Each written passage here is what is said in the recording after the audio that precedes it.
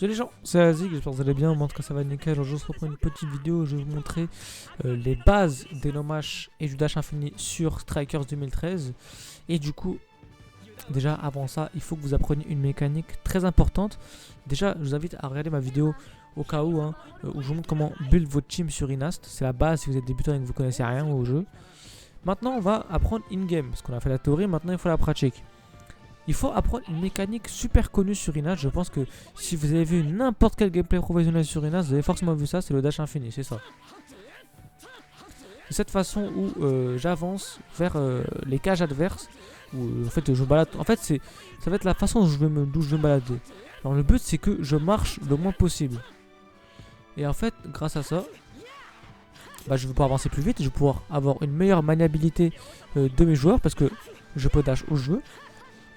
Et globalement, c'est ça l'avantage, c'est que l'adversaire en plus vous êtes plus rapide que lui s'il court. Si je cours comme ça, je suis beaucoup moins rapide que si je fais ça. Donc voilà. En gros, je vais vous montrer comment on fait. Déjà, je vais vous apprendre les erreurs que beaucoup font. Enfin, je vais vous montrer plutôt. C'est fait ça. C'est ça. Ça, c'est l'erreur que beaucoup de gens. Ça. Et en gros, cette erreur-là, faut jamais la faire. Déjà, cette erreur-là, c'est une erreur de timing. C'est pas le jeu qui est cassé ou quoi que ce soit. C'est juste vous le faisiez mal. Et faut juste s'entraîner pour ça. Tout le monde l'a fait cette erreur-là. Même en in-game, on le fait encore.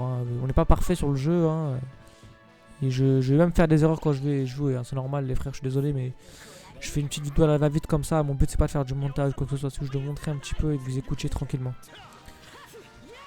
Donc en gros, vous pouvez voir qu'à la fin de chaque action de dash, j'ai l'impression que, il y a le ballon, regardez, même quand je fais l'erreur, il y a le ballon qui fait un petit flash bizarre. En fait, ça c'est l'animation de quand on fait un lob, regardez.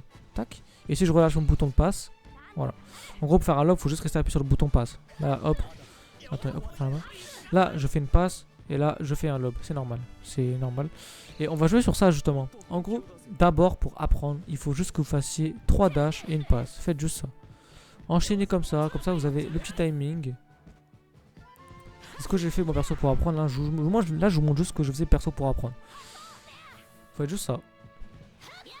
Et là, ça va être classique. Voilà, vous faites une passe. De toute façon, vous pouvez pas la rater. Il faut juste spammer. Au bout d'un moment, après le 3ème dash, vous avez juste à spammer la passe. Voilà, c'est classique.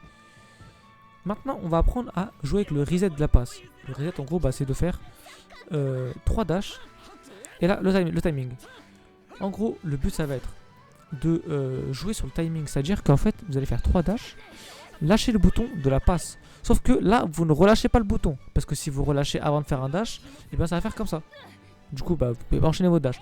En fait, le but, ça va être de relâcher le bouton au moment où vous faites votre dash. Ou votre deuxième série de dash plutôt. C'est-à-dire que là, regardez. Je fais 3 dashs. Je relâche mon bouton. Je reste appuyé sur mon bouton de passe. Donc là, je suis, on va dire, bloqué. Sauf que non. Je continue mes dashs. Et en même temps où je continue mes dashs, je relâche mon bouton et je rappuie pour refaire le timing du coup. C'est ça la strat en fait. Et ça, vous allez faire en boucle. Alors là, vous avez peut-être rien compris, mais vous allez voir que à force de me regarder jouer et à force que je vous explique, normalement, il n'y a aucune raison que vous ne réussissiez pas. Normalement, c'est la première étape à faire pour jouer au jeu en tant que nomageur ou même en tant que joueur tout court. En gros, vous faites 3 dashs, vous rappuyez sur votre bouton, vous restez appuyé sur le bouton de passe, et en même temps où vous refaites votre deuxième série dash, vous avez le temps du coup de relâcher le bouton parce que pendant le dash, si vous relâchez le bouton de passe, il ne fait pas de lob du coup, et à la fin, vous refaites le cycle en boucle. C'est ça en fait le but. Et là normalement vous avez réussi. Là normalement j'ai rien d'autre à vous dire à part de vous entraîner. Et puis voilà. Et première astuce, premier tips, ne vous entraînez jamais contre les bots les gars. Ne faites jamais ça parce que les bots, comme vous êtes en mode local, vous n'avez pas de latence de online. Par exemple là quand je fais un dash, ça ne le fait pas en temps réaction, on va dire. Action-réaction ça ne le fait pas. Alors que contre les bots ça le fait. Parce que vous n'avez pas de latence, vous n'êtes pas en online, c'est normal. Alors que là, vous êtes en ligne. Et du coup, c'est mieux de s'habituer à la latence du online. Du coup, c'est normal. Parce que si vous êtes entraîné pendant une semaine à faire que des dashs contre les bots et que vous allez venir en online, vous allez rien comprendre. Vous allez perdre totalement. Parce que du coup, c'est pas le même quand vous relâchez le bouton, etc. Ce que je vous expliquais tout à l'heure. Donc voilà. C'est les dashs. C'est compliqué aux aspects au début. Parce que vous voyez que le mec, il bouge de partout. Il fait ça. Tac, là, je fais ça. Et après le mec il comprend rien, sauf que non, c'est vraiment super facile les gars. Vraiment n'importe quel joueur sait le faire. Genre, c'est pas parce que vous savez dash que vous êtes fort au jeu. C'est même tout le contraire. La plupart des joueurs qui sont nuls au jeu, ils savent même tous dash. Hein. Bref. Voilà, bah, c'était tout pour la première vidéo. Apprendre à jouer à Inast en tant que débutant si vous avez même touché au jeu. Les dash infinis, tout simplement les frères. Sur ce, je vous dis à plus et on se retrouve pour la prochaine vidéo où je vais vous montrer les vrais no match.